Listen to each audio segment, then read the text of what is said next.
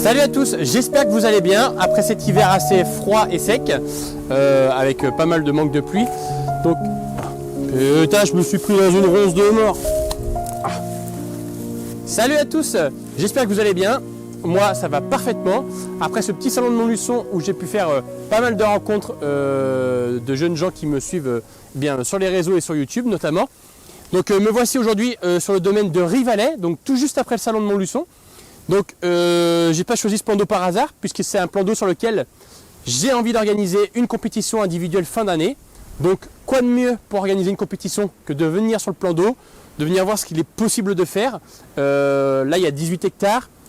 Il y a un beau cheptel de poissons. J'ai vraiment hâte de voir ce que va donner ma pêche malgré ce froid et ce gros vent de nord qu'il y a actuellement. Donc je ne m'attends pas à de gros résultats. Mais bon, le plan d'eau me plaît. Pour une compétition, ça devrait bien s'y passer. Donc ce sera fin d'année. Tout y sortira très bientôt sur les réseaux sociaux. Donc là, je vais me mettre en place. J'ai 3 cannes avec moi.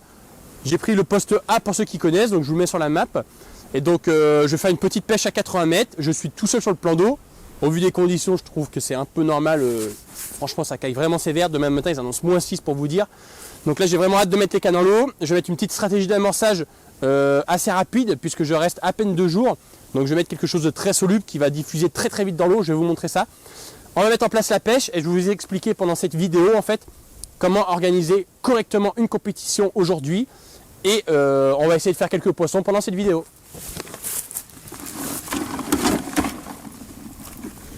Donc là, ce que je vais y faire tout de suite, avant même de finir de faire mon campement et de préparer mes cannes, donc je vais tout de suite en fait mettre du pelet en trempage. Donc je vais mettre donc pour 3 cannes environ 3-4 kg de pelet de 2 tailles différentes. Donc là j'ai du 7 mm qui va se dissoudre assez rapidement. Donc le but c'est pas qu'il soit carrément rendu en bouillie, hein, c'est que je vais le laisser tremper dans l'eau 10-15 minutes. Je vais y mettre aussi du pelet de 15 mm. Et donc en fait, le fait que le pelet soit déjà dissous, c'est qu'il y a un impact dans l'eau. Donc il y a un petit peu de vent, mais je m'y suis protégé. Là, je me suis mis sur un poste qui est un peu protégé du vent. Je pêchais environ à 70-80 mètres. Et donc en fait là, ce qui fait qu'une fois dans l'eau, comme l'eau est assez froide, une fois dans l'eau, en fait, ça va tout de suite commencer à travailler. Ça va peut-être attirer quelques carpes qui sont dans le secteur. Donc ça, ce sera pour les plus petits pelets. Et les gros pelets de 15 là, qui n'auront pas du tout fondu ou autre, eux vont rester plus longtemps sur le fond et viendront à nourrir les poissons qui s'y approcheront. Puisque là, je pense qu'avec la température de l'eau là qui est à 7 degrés, les pelets de 15 comme ça tient au moins 24 heures dans l'eau. Donc là, un bon petit mélange de pelets. Donc c'est des appâts solubles qui sont très attractifs. Donc l'hiver, c'est ce qu'il y a de mieux. Hein, c'est au-dessus de ce qui est amorçage bouillette et haute. Je vais y rajouter donc un tout petit peu de farine, donc très très peu, mais juste histoire de marquer un peu la zone. Hop. Donc vraiment pas grand chose, hein, ça sert à rien de mettre des sacs entiers. Et à ça je vais y rajouter un petit peu de maïs doux. Hop, donc on y met bien le jus, une petite boîte entière, ce qui fait que là j'ai 5-6 kg d'amorce, c'est pas trop mal. On y mélange ça, la farine va prendre sur tous les pelets. On y rajoute un peu d'eau. Donc là le tour est joué. J'ai mis une moitié d'eau, ce qui fait que mes pelets qui sont pas trempés dans l'eau vont rester un peu plus durs. Mes pelets du fond vont commencer à dissoudre. Ma farine, elle, se transforme un peu en jus, ce qui fait que les pelets vont s'imbiber de ce jus et ça donnera un petit goût épicé sur le fond. Bon, faut pas croire que ces choses-là attirent forcément les carpes hautes, c'est vraiment dans la tête, mais ça fait une attractivité de plus et puis pour un hiver, c'est pas à négliger. Allez, go.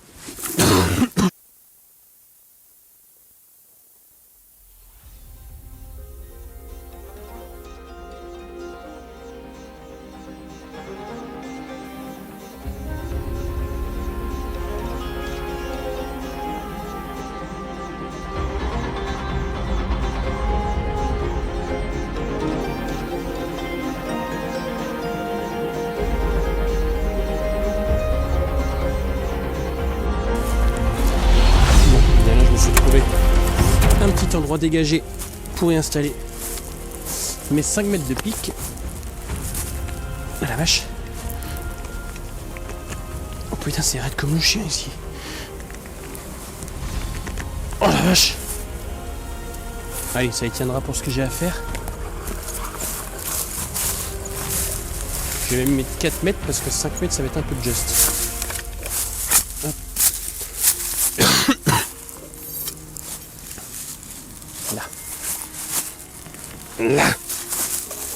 Allez, c'est calé. À 4 mètres.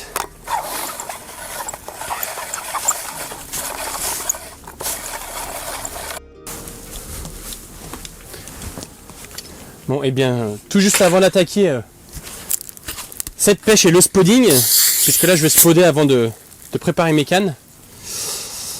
Il est 14 h, j'ai vraiment une petite dalle, donc là je vais manger rapidement. Et j'ai un mal de crâne puisque je reviens de quelques jours, voire 2 semaines là, un peu malade, donc c'est un peu compliqué. Donc là je vais spoder tout de suite, puisqu'après j'ai mes cannes à préparer. Puisque j'ai des nouvelles cannes, donc faut que je les prépare. Les moulinets sont pas prêts, les cannes sont même pas montées sur les moulinets du moins. Donc là je vais y préparer tout ça. Petite gorgée de coca, 2 petits sandwichs de rillettes et un peu d'emmental avec du beurre demi-sel. Compliqué de trouver du demi-sel dans le centre de la France. C'est taré ça. Et après, je vais envoyer, je pense... donc pour 3 cannes, je vais mettre à 100 mètres. Là, j'ai fait 25 tours à 4 mètres. Je vais envoyer, je pense, 3-4 kilos déjà. Je vais pas y remettre ce soir.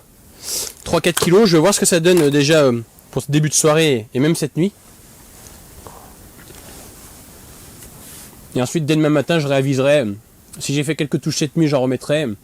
Si j'ai pas fait de touche cette nuit, j'en remettrai pas du tout. Juste peut-être quelques billes au cobra. Je vais laisser les poissons rentrer, puis si d'ici mardi on pouvait faire 3-4 touches avec 3-4 beaux poissons, ce serait vraiment sympa. J'ai hâte de spoder d'ailleurs.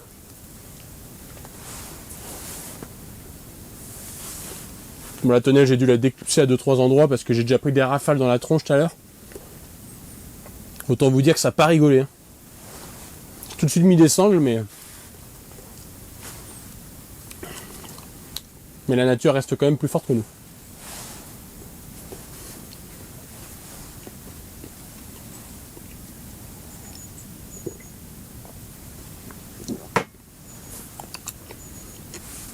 L'avantage de ce froid là, il fait 0 voire 2-3 degrés avec ce soleil là.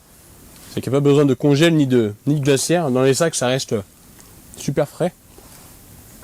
C'est vrai que l'hiver pêcher comme ça c'est assez agréable. Bon bien là il est 14 h, donc je vais m'apprêter à poser mon amorçage. Ensuite ça va me laisser le temps de préparer mes cannes. Ici on n'a pas le droit aux têtes de ligne en 13, donc je vais mettre des têtes de ligne en queue de rat avec un fil de 30 centièmes, puisque je prépare aussi en fait une compétition qui a lieu dans 2 jours et sur lequel je vais y faire un film.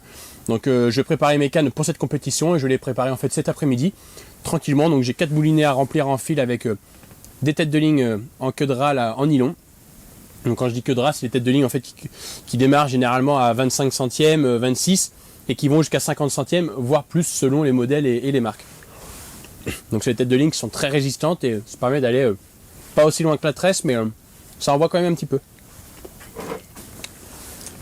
Sur ce plan d'eau là, lorsque je vais organiser la compétition individuelle, ce qu'il faut savoir, et ce qui est important aujourd'hui de nos jours, c'est qu'on a du réseau.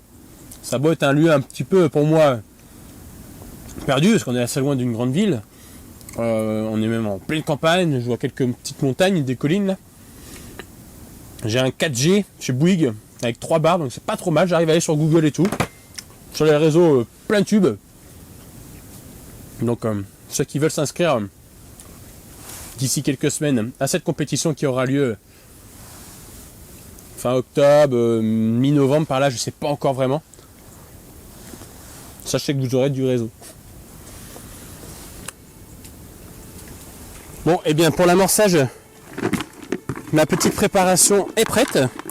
Donc là j'ai dû revêtir ma tenue complète hivernale puisqu'il fait vraiment froid. Et là je me suis dégagé donc un petit endroit pour spoder, ça m'a l'air pas trop mal. si je m'y mets comme ça, on est bon. Et je vais viser devant moi en fait. Donc je sais qu'il y a des tubes qui délimitent le poste. Et donc là, le premier de lancer de l'année. Parfait. Donc là en fait je vais viser 4 ou 5 chaînes là qui sont un peu plus haut que la moyenne. Ce qui fait que quasiment cette nuit, ce soir et puis demain, je les verrai quasiment tout le temps.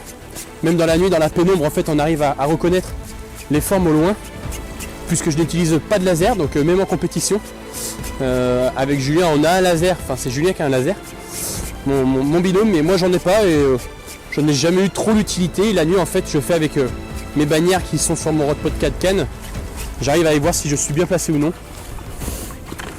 Et très souvent donc du coup avec la pénombre des arbres qu'il y a devant moi. Ça le fait très très bien. Allez. Donc là, bien contrer le vent, donc je lance un peu plus sur ma gauche, qui fait que au clip, ça descend pile poil où il faut. Voilà.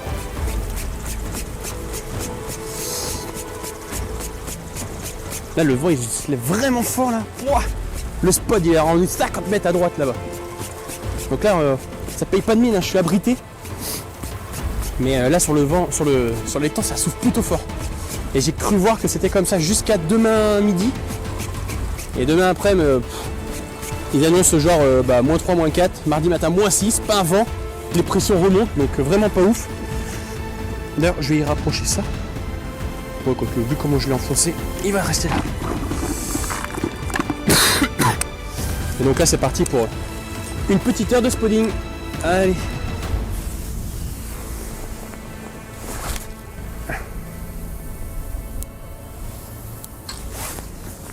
Parfait. Bon, et bien là pour poser mes cannes, donc il est un peu plus de 15h30. Donc j'ai fini d'amorcer.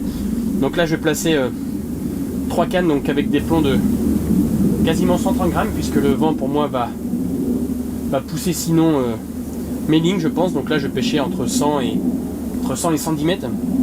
Donc là j'installe des plombs de 128 grammes histoire que ça prenne bien en fait, que ça vienne bien percer le vent. Et qu'une fois ma ligne bien tendue, puisque je ne mets pas de backlead et autres, une fois ma ligne bien tendue, que le plomb en fait ne vienne pas ou autre avec la bannière et la distance, venir se décaler tout doucement et que l'hameçon lui pourrait venir crocher en fait dans le fond. Donc plus il y a de vent et plus il est conseillé de pêcher avec des plombs un peu plus lourds, histoire de bien tenir au fond, de bien tendre le fil et ensuite détecter proprement les touches, et ne pas avoir de fausses touches puisque le plomb pourrait se décaler un petit peu ou autre avec des plombs beaucoup plus légers. Donc là 128 grammes c'est le bon compromis, cette canne là est prête. Il n'y a plus qu'à l'installer. Bon, ce qu'il faut savoir, c'est que sur les pêches d'hiver, ce qui est bien de proposer aux poissons, en fait, ce sont des appâts un peu plus boostés qui vont venir marquer le fond. Donc là, j'ai trempé donc un de mes montages là, qui va tenir jusqu'à la touche. En fin de compte, j'ai mis un petit bonhomme de neige là, quelque chose de non soluble, donc qui va tenir. Petite rafale, ça se maintient. Donc qui va tenir jusqu'à la touche. Je vais venir y tremper ça dans la farine que j'ai pu intégrer dans mon amorce. Et donc en fait ça va me faire ce genre de petite croûte que je vais laisser sécher là pendant une demi-heure, 3/4 d'heure le temps d'installer mes autres cannes. Et donc en posant sur le fond, cette croûte va y rester, va se dispatcher délicatement et puis ça va juste marquer le fond. En quelques minutes ça sera parti bien évidemment. Mais donc c'est juste question mentale, ça va faire propre, ça va arriver sur le fond. Et donc la moindre carte qui passera à côté de ce montage, j'espère qu'elle se fera dévier, qu'elle viendra gober ce joli petit bonhomme de neige et que ça me procurera une belle touche. Donc je vais le laisser sécher au soleil. J'y ai préparé un autre montage, donc là c'est 2 petites billes toutes simples là, que je vais non booster. J'ai préparé un petit tèche plastique avec un stick et je vais poser les 3 cannes et je vais voir tout de suite ce qui s'y passe. Donc je m'attends pas à faire de touche dans les premières heures. Peut-être début de soirée ou début de nuit. Et par contre demain je vais pêcher qu'au soluble puisque elle, l'amorce, sera vraiment en travail. Et donc je pense qu'au soluble j'ai moyen de faire des poissons. Donc là pour cette session je vais pêcher avec les Propel Distance donc en 13 pieds de la marque Tracker. Donc c'est des cannes que j'ai eues très récemment puisque ça fait 2 jours que je les ai. Donc superbe canne qui ressemble grandement à celle que j'avais avant. Donc ça me plaît plutôt bien en 3,75 litres. Finition très sobre, très propre. Je les ai essayés avant-hier, donc avec juste un plomb, on a fait des belles distances. Donc j'ai vraiment hâte là d'y mettre un montage, puis d'envoyer quelques craquets avec. Bon, vous le savez déjà, mais très important de mettre les élastiques pour pouvoir se repérer par rapport à l'amorçage. Hop, donc là les élastiques je les cale bien à 100 mètres. Et je vais venir les mettre pour cette canne à 105 mètres. Hop, donc là mon élastique est ici. Hop, donc là ma canne va tomber. Allez, je vais la mettre à 104. 104 passes, allez. Hop. Et là, pour pouvoir faire en sorte que l'élastique ne me gêne pas, je le ramène dans ma bobine. Je le cale tout en bas. Comme ça, ce qui fait que quand mon fil va débobiner, ça va pas faire le bruit ralentir mon fil et venir m'embêter en fait lors de mon lancer. Donc là ça va aller du premier coup à 104 mètres. Donc on va dire 3-4 mètres derrière l'amorçage. J'espère vraiment que les poissons vont venir se nourrir d'ici la soirée ou cette nuit. Hop là.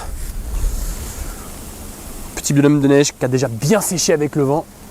Donc là c'est vraiment sûr et certain que ça va y rester bien au fond et ça va venir marquer les quelques centimètres carrés autour de cette bille.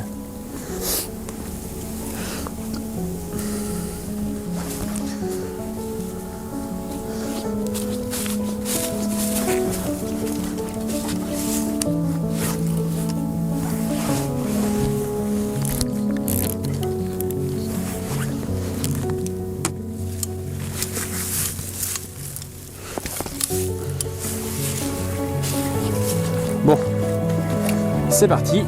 Première canne de mise à l'eau. Donc ça c'est ma canne la plus à droite, donc qui est à 112 mètres, donc derrière l'amorce. Allez, on va essayer de contrer le vent, lancer un peu plus à gauche de mes arbres. Donc ça part très très bien. Oh, parfait. Donc c'était mon premier jet. Le fil c'est pareil, il a été bobiné tout neuf. J'avais même pas envoyé une canne. J'avais même pas envoyé une première fois pour essayer. C'est parti au premier coup. Donc c'est plutôt bien. Je vais essayer de laisser couler la bannière. Hop. Et toutes mes cannes sont prêtes. Donc ça va aller assez vite. Ça. Donc c'est ma canne qui va être 3-4 mètres derrière. Oula. Donc quand on voit qu'on loupe son geste comme ça, il vaut mieux ramener de suite. Pas perdre trop de temps. Et surtout ne pas aller faire du bruit pour rien. Donc là ce qui me fout bien les boules, c'est que c'est lèche que j'ai poudré, saupoudré, resaupoudré. Et là j'ai les boules. Là je vous le dis, j'ai les boules, je vais devoir le refaire. Il n'y a plus rien. C'est parti direct. C'est pas grave. Je vais y lancer ma canne la plus à gauche, donc qui elle va pêcher dans l'amorce. Comme ça va me faire un bel escalier. Et donc en fait ce qu'il faut savoir c'est que ma canne la plus à droite est dans le sens du vent, parce que quand j'ai amorcé en fait, les petites particules d'amorce se sont dirigées sur la droite et en s'éloignant tout doucement. Donc c'est pour ça que ma canne la plus à droite est la plus loin pour choper ces petits coins d'amorce. Et aller un peu plus loin puisque le vent me souffle aussi un peu dans le dos.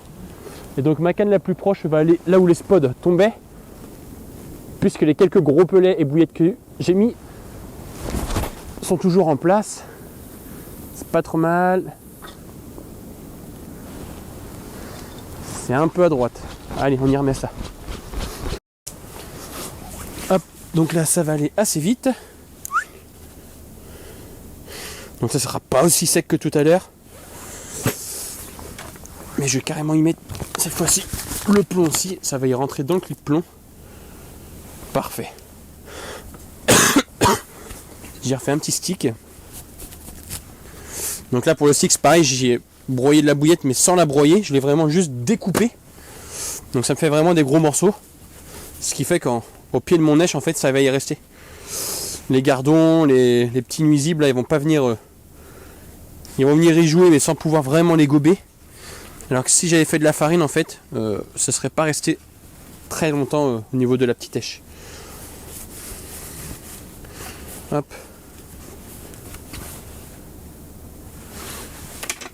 Allez, c'est reparti.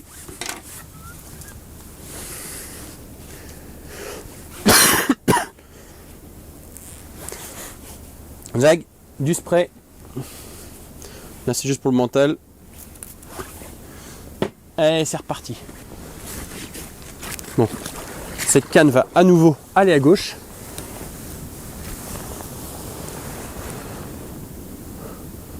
Donc j'ai une position un peu bizarre, c'est parce que j'ai le sion entre les pattes. Parfait. Là, donc là, celle-là, elle est vraiment bien à gauche, ça me plaît. Il faut que ce soit propre. C'est encore la même. Bordel, je suis vraiment un borgnole, moi. Oh là là là là, mais c'est de plus en plus à droite. Viser ma canne de gauche. Alors, c'est qui le daron? Allez, impeccable. Ça, c'est plié, ça.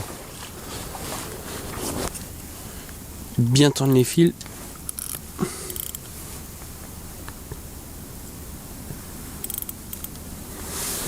Hop. Allez. Parfait.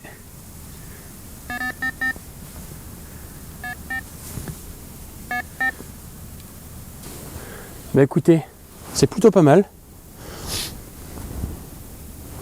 Moi ça me plaît grave. C'est parti, c'est en pêche.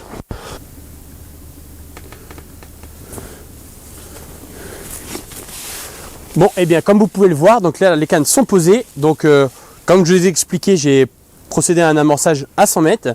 J'ai placé mes cannes de 100 à 112. Donc en suivant le vent pour que en fait j'utilise vraiment toutes les amorces que j'ai mis en place. C'est-à-dire que j'ai mis des amorces assez lourdes qui à l'impact du spawn en fait ont coulé donc au 100 mètres. Et avec quelques amorces un peu plus légères qui elles se sont laissées dériver un petit peu avec le vent. Donc sur 102, 103, 104, 110, peut-être 115 mètres. Peut-être jusqu'à 120 pour les micro-particules qu'on puisse s'étaler. Donc je pense que les maïs doux, eux, ont dû s'étaler à 102, 103. Les pellets 7, pareil, 102, 103. Les quelques bouts de farine que j'ai mis, les plus gros, sont étalés un petit peu plus derrière. Donc là, je vais vraiment utiliser toute mon amorce et je vais vite voir en fait ce qui fonctionne. Donc peut-être que les poissons au début vont rester assez au large. Peut-être qu'ils vont rentrer tout de suite sur l'amorce. J'en ai aucune idée. Peut-être que je vais faire capot, c'est tout simple.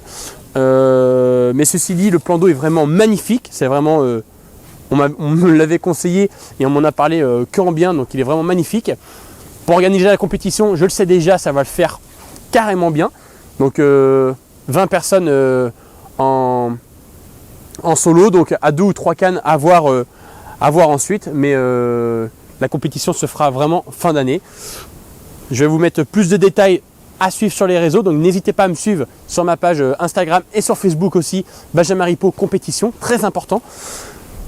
Il n'y a plus qu'à attendre la touche, on va mettre à filmer tout ça et puis on va voir si on arrive à faire du poisson.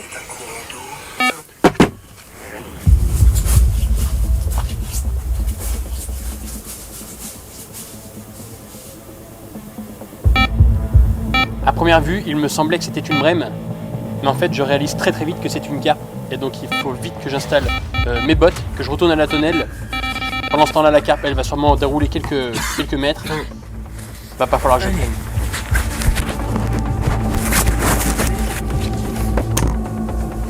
Hop.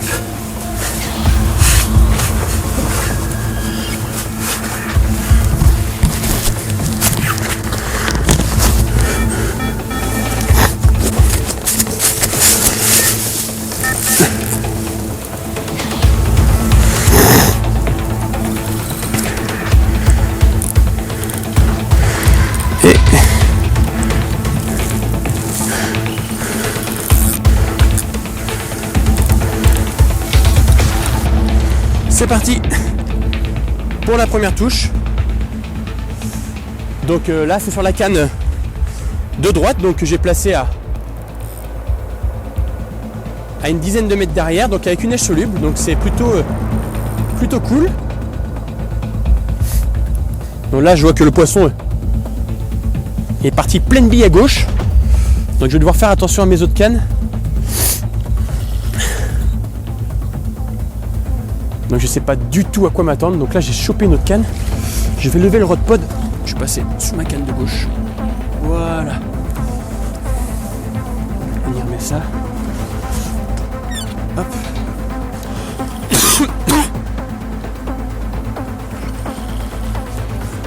C'est vraiment cool, je suis content là. Donc là pour le coup ça n'a pas mis long, puisque ça a mis une bonne heure et demie.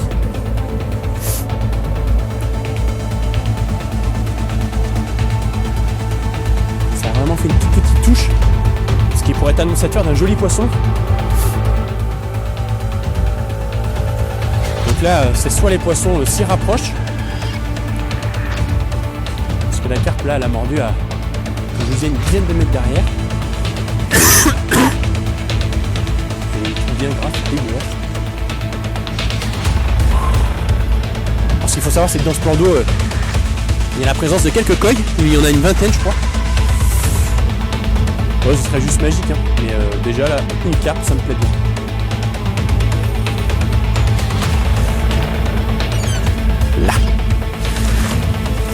Là, comme ça ma belle, tu peux plus t'en mêler. Elle est partie tout à gauche là. Elle va aller faire n'importe quoi.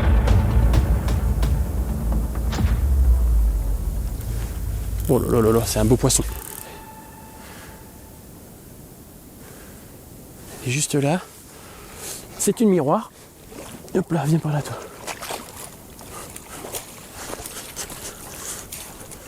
Qui a quelques jolies écailles sur le dessus.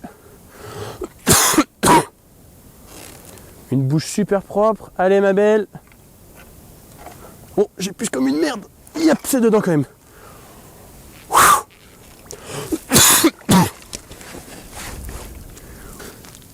Vraiment un gros poisson. Wow. Énorme. Content. Pouf. Je vais vous montrer ça, regardez. Allez ma grosse. Oh.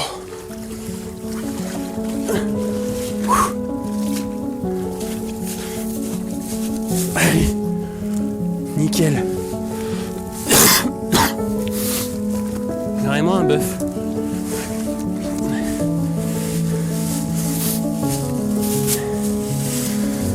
Ah, je suis content, tiens. Superbe bouche.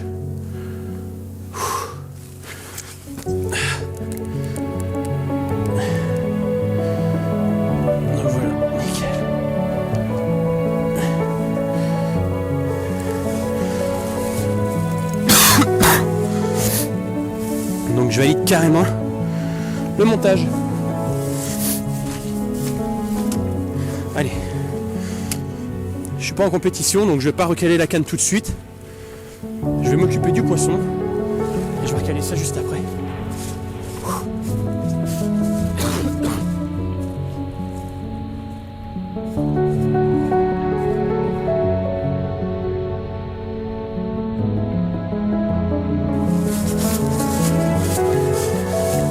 Bon, et bien là voici la première belle miroir de l'année pour moi. Un super poisson. Je pèse pas donc je pourrais pas trop vous dire. Peut-être 15 kilos, ça fait quand même une sacrée boule. Donc, superbe miroir. Prise comme je vous le disais tout juste derrière. Bon, elle a plein de feuilles sur elle, mais bon. C'est l'eau que j'ai pris au bord, elle était un peu dégueulasse. C'est pas grave. Donc, superbe miroir, quelques écailles. Donc, on m'avait dit qu'il y avait une belle moyenne, ça confirme. J'ai vraiment hâte d'organiser cette compétition. Parce que je pense qu'elle sera pleine de surprises avec tous ces poissons, ces coilles. J'ai vraiment hâte. Bon allez, une ou deux petites photos et on repose ça à l'eau et on va pouvoir rejeter dans ce cas-là deux cannes 10 mètres derrière et puis voir tout de suite ce que ça donne. Allez, go la petite remise à l'eau.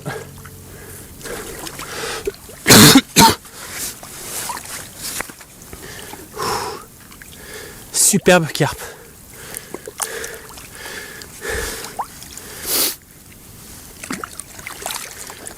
Allez, elle retrouve un peu d'énervement.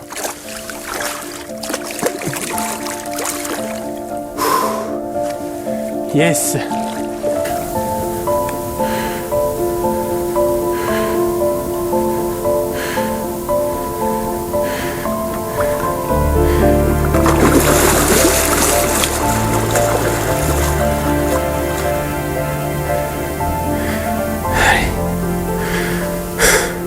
mais du coup, comme cette canne a marché, j'ai pu reclipper pendant le combat, parce qu'elle m'avait pas pris trop de fil.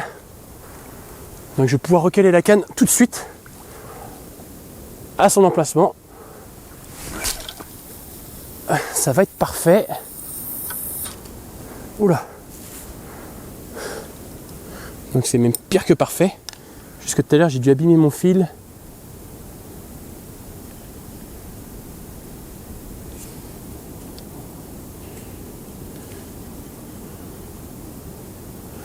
Parfait. Donc là elle est clippée comme jamais là où je le voulais. Il n'y a plus qu'à revalider ça.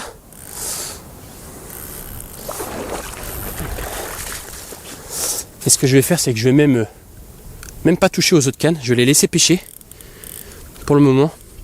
Parce que des fois que les poissons rentreraient sur la morse, je vais le savoir avec une touche sur ma deuxième canne. Celle qui est au milieu. Donc tant que j'ai pas de touche, je vais laisser. Par contre, si je refais une touche sur la canne de droite, croyez-moi bien que la canne du milieu, elle ira un peu plus loin.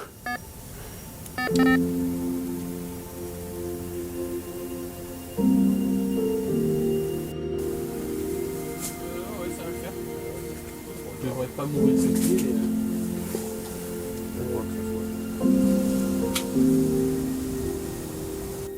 Alors que j'étais avec un ami au téléphone et tranquillement en train de manger, je me suis rendu compte en fait bien après que les micros n'étaient pas allumés, donc il n'y aura pas de son pour cette séquence. Mais ceci dit, la petite touche m'a quand même fait bien plaisir.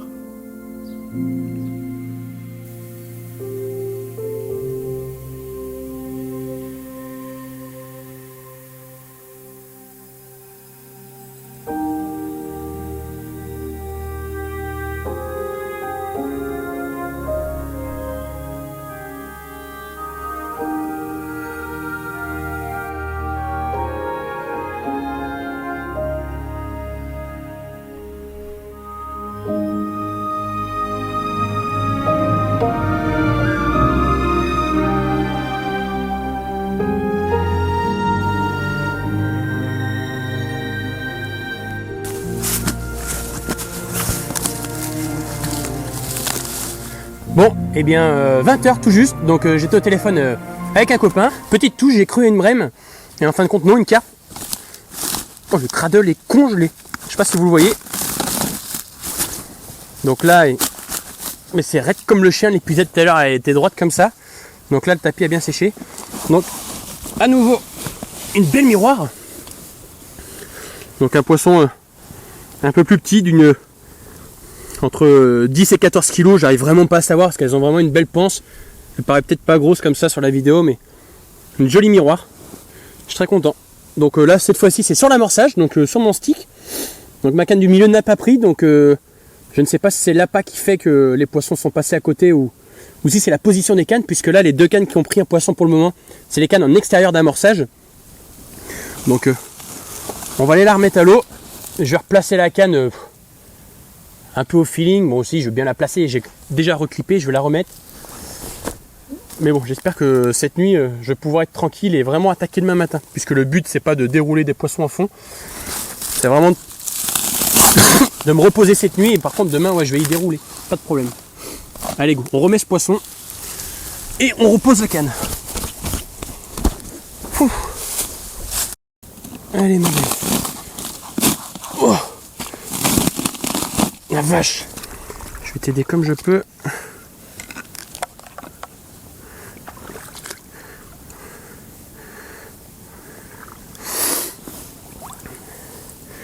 Allez, attends, je t'appuie un petit peu là. Là. Parfait.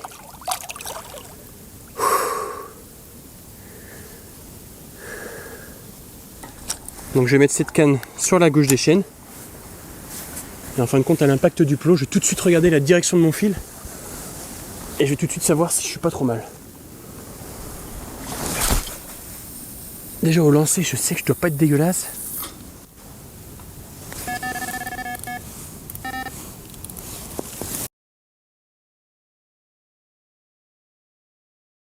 Bon, il est 8h. Pour vous expliquer ce qui s'est passé cette nuit, c'est pas dur, il s'est rien passé. Donc jusqu'à Jusqu'à 22h30, 23h, j'ai fait 4 poissons. Ensuite, j'ai fait une brème sur les coups d'1 heure, je crois, une grosse brème. Et après, donc j'ai pas relancé cette canne. Et mes 2 autres cannes qui étaient dans l'amorçage, je les ai pas mis. Donc, ce qui s'est passé, c'est soit je n'avais plus d'amorce, puisque 4 touches déjà c'était pas mal, je pensais que c'était pas mal. Et je pense que l'amorce a bien dégagé, puisque les poissons, j'arrive pas à les mettre encore froid dessus. Donc je pense que l'amorce a bien dégagé. Et ensuite le froid. Là cette nuit je vous annonce que ça a caillé et j'ai mon... Et j'ai mon chauffage qui n'a pas fonctionné en plus de ça. Donc, je peux vous dire que sous le duvet, c'est Rafalette cette nuit. Bon, et bien, l'amorçage est terminé.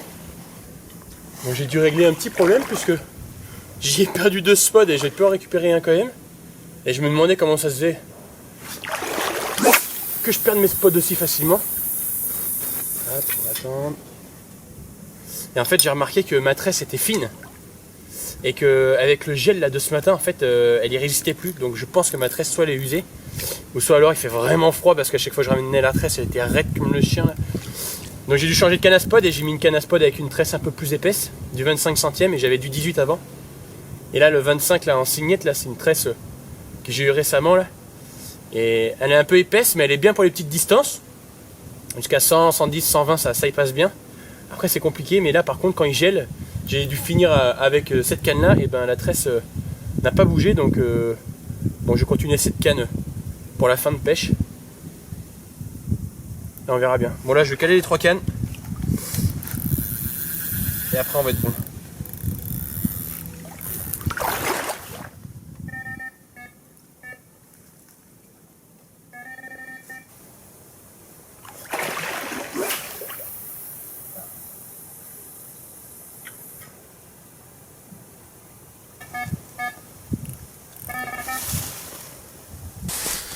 Bon, eh bien, je vais mettre quelques petites bouillettes au cobra là pour éparpiller un petit peu d'amorce.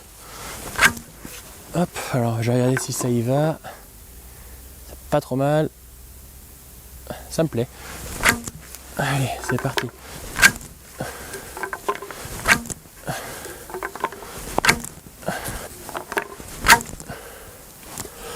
Là.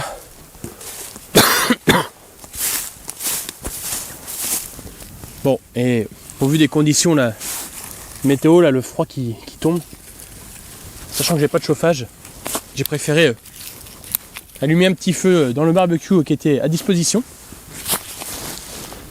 Et je vais tenir ce feu jusqu'à ce soir, histoire de créer une bonne braise et de rester près de ce feu un peu sur la journée. Et de ramasser quelques bouts de bois là que je trouve un petit peu tout autour du plan d'eau. Hop, comme ça va nettoyer le poste niveau bois. Le propriétaire a fait quelques bûches là à droite à gauche. Je vais les laisser, moi je vais vraiment ramasser le bois qui est tombé. En plus de me chauffer, ça va nettoyer le coin. Parce que là j'attends la touche, il est 10h. Ça n'a toujours pas pris. Donc j'ai vu que les pressions montaient très très fortes aujourd'hui. Donc on va passer au-dessus des 1020, 1025 même d'un coup. En fait le mieux pour moi, il aura fallu pêcher il y a 2-3 jours jusqu'à hier. Hier c'était vraiment le dernier jour où les pressions étaient très basses. Donc là avec la montée de pression, je pensais vraiment en dégommer quelques-unes aujourd'hui, mais je pense surtout que ça va être compliqué. On va y voir ça. En attendant, on va préparer quelques bas de ligne pour la compétition de mercredi, donc dans 2 jours. Et on va préparer les cannes et la canne de lancer de précision. Donc voilà, pour organiser une compétition, il y a une première chose à avoir, c'est un étang. Un étang, un lac. Pour ça, il faut que cet étang soit assez équitable, soit poissonneux et soit facile d'accès avec aussi, et ça peut paraître bête, avec du réseau. Poissonneux pourquoi ? Pour que tous les pêcheurs puissent tenter de faire des poissons. Un endroit qui capte plutôt assez bien pour pouvoir faire suivre l'événement en fait sur les réseaux sociaux. Avoir un étang équitable, c'est-à-dire qu'il ne faudrait pas avoir un lac style un peu comme un canal si vous voulez, un truc tout en long où les poissons pourraient tous se situer d'un côté ou d'un autre. Et dans ce cas-là, les poissons seraient juste de passage sur certains postes et s'y arrêteraient pas pour manger et autres. Donc c'est-à-dire qu'il y a des pêcheurs qui ne feraient rien, même en faisant des zones, ça ne marcherait pas. Donc un plan d'eau comme par exemple aujourd'hui le domaine de Rivalet, donc c'est un plan d'eau où je vais organiser une compétition individuelle à 20 pêcheurs. Il y a 18 hectares, je sais que ça va le faire. Niveau poisson, on a 4 à 500 poissons avec une belle moyenne, donc ça le fait carrément bien. Niveau accessibilité et réseau, on est très bien aussi. C'est un super plan d'eau, des profondeurs moyennes entre 2 et 4 mètres. Donc c'est vraiment parfait pour organiser un individuel. Donc ensuite, après ça, il va falloir en fait créer une affiche pour mettre sur les réseaux. Donc cette affiche, en fait, elle est très importante. C'est ce qui remplira votre compétition. Donc plus on a une affiche attrayante et plus en fait ça tape à l'œil. Donc il ne faut pas hésiter à mettre vraiment des gros titres, des grosses sommes d'argent ou alors des très gros lots à gagner. Ça attire vraiment les compétiteurs à y venir. En ce qui concerne un règlement, donc très important quand on organise une compétition en privé ou en public, il faut tenir compte du règlement du lieu. Donc quand c'est un privé, il faut tenir compte du règlement du privé. Et quand c'est pour le public, c'est la même. C'est-à-dire que s'il y a du no-kill, il faut éviter un maximum les sacs de conservation, ainsi que dans les privés, les têtes de ligne en tresse, les bas de ligne et autres. Il faut vraiment respecter le règlement du lieu de pêche.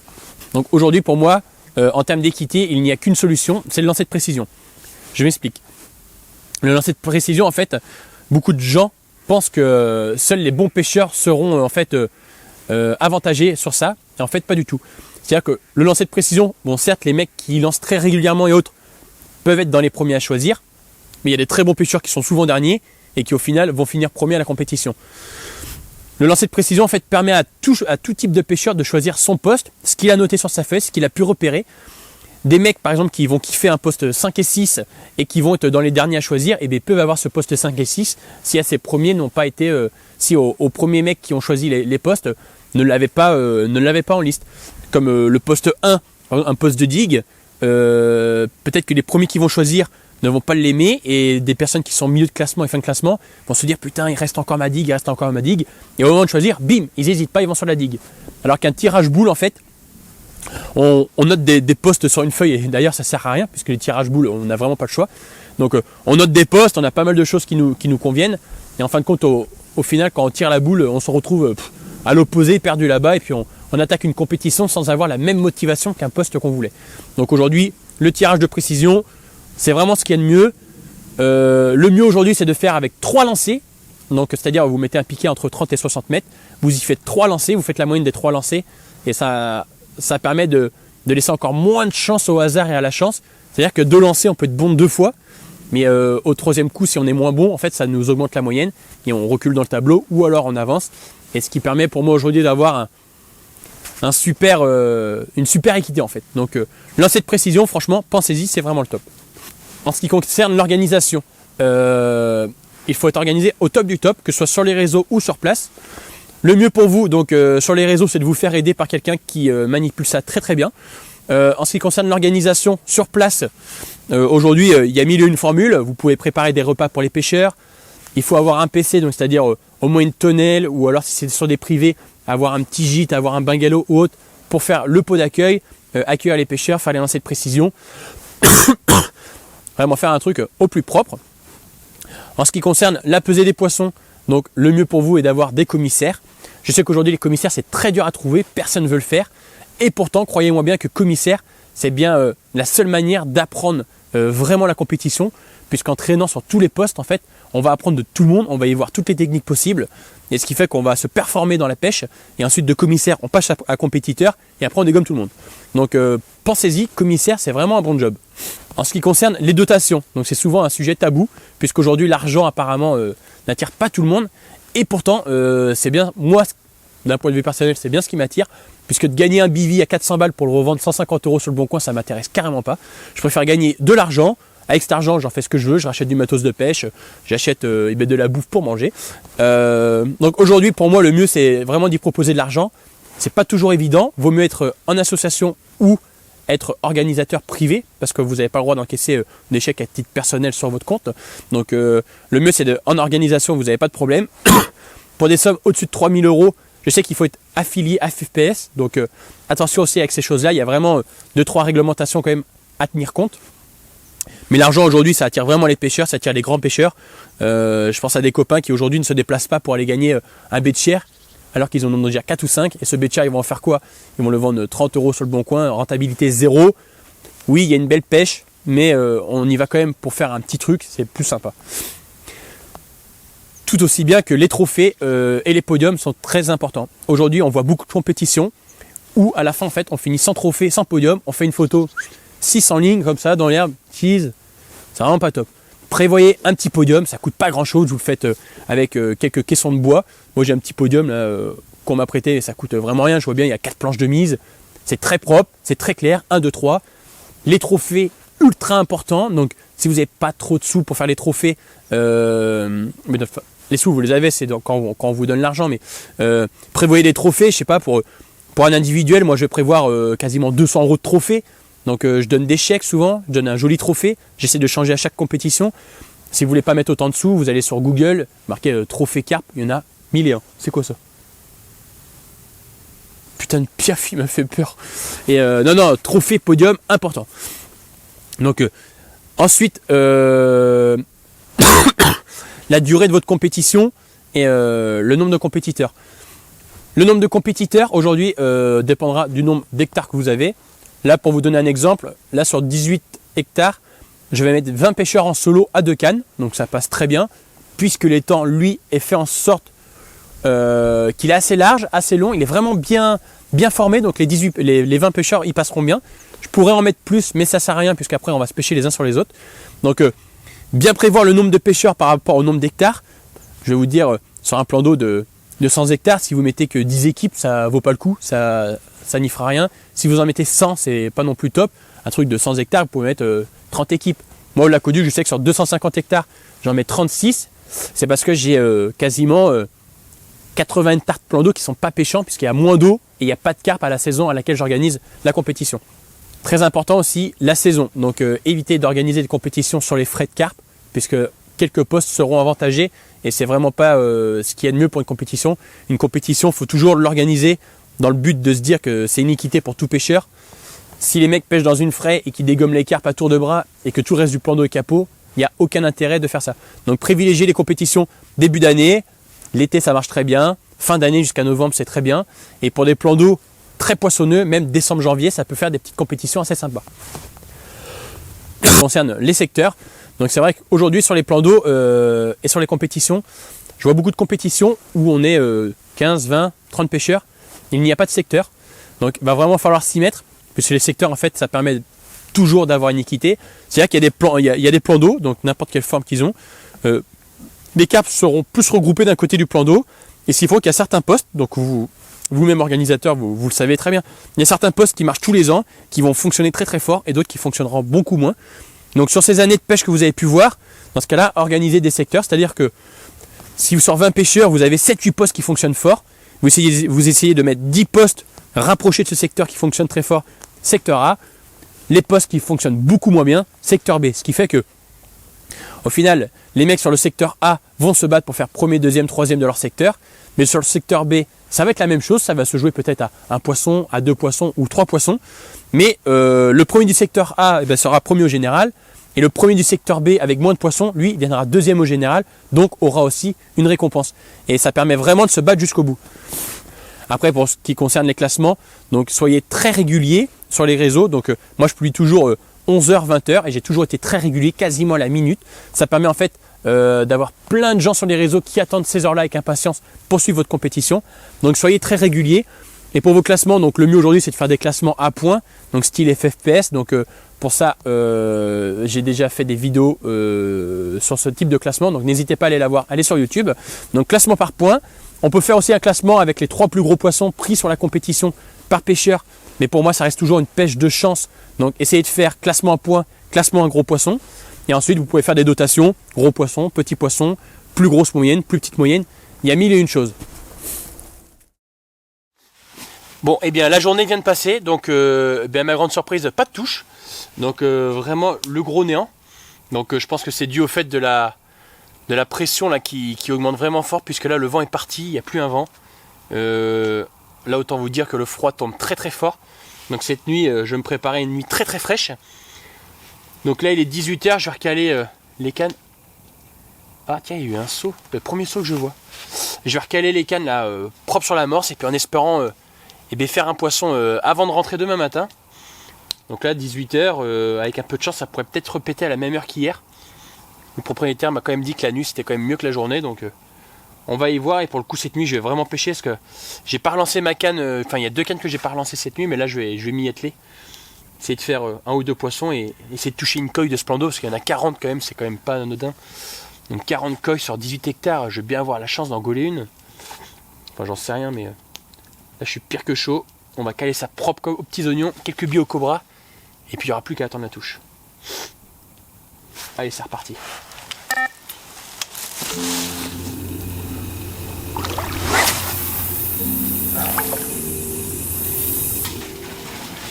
J'ai pété un spot ce matin, j'ai voulu aller le chercher. Eux là. Ah ouais. Bah j'ai fait 20 mètres. Plus pied.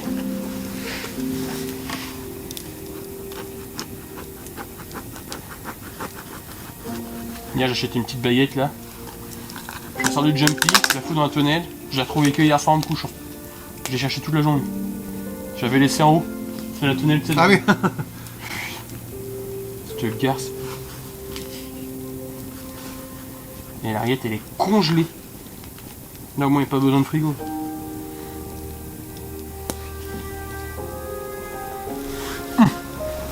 Elle a sauté sur le coup la carte. Là, ouais, Rien. je vois, ouais, je vois. Ça sent bon là. Allez les filles. T'es marié toi Benjamin là? Non. Non. Pas pour le moment. Tant que j'ai pas de plan d'eau, j'ai dit je vais me marier. C'est vrai, j'ai dit.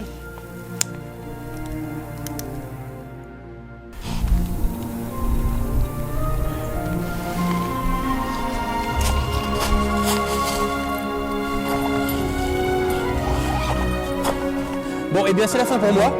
Donc après avoir passé 48 heures sur ce plan d'eau, donc j'ai fait un très bon démarrage à mon avis suite à la dépression qu'il y avait fin de semaine dernière, donc juste avant le salon de Montluçon. Et en fait le dimanche où j'ai commencé à attaquer, donc on était toujours à 1015 hectopascales, donc ça passait encore. J'ai pu faire quelques carpes dès le début puisque je pense que les carpes étaient en activité. Et dès le dimanche au soir, là on est passé à 1020 pour 1025, 1030 aujourd'hui. Avec un très grand froid, donc jusqu'à -8, -10 de ressenti pour les plus basses températures. Donc je pense que ça les a vraiment calmés, mais c'est pas grave. Quand je vois ma tête de ligne qui est gelée juste en ramenant, c'est taré. Carrément de la glace sur la tête de ligne. Donc non, très beau plan d'eau. Je vais organiser une compète fin d'année, donc les dates sortiront bientôt sur ma page. Et j'annoncerai ça aussi sur YouTube. Donc voilà, super plan d'eau, 18 hectares. Très belle moyenne de poissons comme vous avez pu le voir, j'en ai fait que 4 mais des poissons au-dessus de 12 kg pour les 4. Donc très belle moyenne, il y a une quarantaine de coilles. Donc n'hésitez pas à aller sur le site internet que je vais mettre en lien juste en dessous de la vidéo. Le propriétaire est très cool. Le plan d'eau est en construction d'aménagement, donc les postes sont quasiment tous faits. Il va bientôt y avoir un petit local sanitaire à l'entrée du plan d'eau. Il y a des toilettes sur chaque berge, c'est vraiment propre. L'accès en voiture est très facile, il y a des chemins en cailloux, tout ça c'est vraiment propre. Et les postes sont très spacieux, on a un grand plan d'eau vraiment pour pêcher, des très grands postes qui sont délimités avec des atropas. Non, c'est vraiment top, donc je vous invite à y venir, Domaine Rivalet, donc allez le suivre sur Facebook et allez réserver une petite pêche en lien sous la vidéo. Et sinon, ben, moi je vous dis à dans quelques jours puisque je pars demain matin en compétition. Donc c'est la même, à mon avis la compétition va être compliquée, 2 fois 48 heures. Ils annoncent -8 degrés, donc je pense qu'on va prendre une grosse capote. Mais bon, on ne sait jamais, vous verrez ça dans la prochaine vidéo. N'hésitez pas à vous abonner sur ma page Instagram, à liker la vidéo et vous abonner à ma chaîne YouTube. Ciao!